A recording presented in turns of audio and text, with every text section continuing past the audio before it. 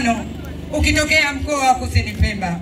Mwenge huu wa uhuru uliweza kukimbizwa katika wilaya ya Wete na wilaya ya Micheweni kwenye umbali wa kilomita 291, miradi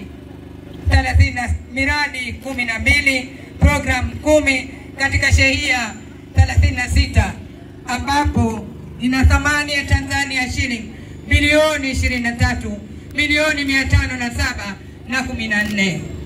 Mheshimiwa Mkuu wa Mkoa, nachukua nafasi hii kwa dhati kabisa kwa niaba ya wananchi wa mkoa wa Kaskazini Pemba kukushukuru wewe binafsi na wananchi wa mkoa wa Kilimanjaro kwa kuweza kupokea mwenge huu kwa usalama na amani. Sisi tumekamilisha ratiba yetu na kuomba Mwenyezi Mungu akusaidie.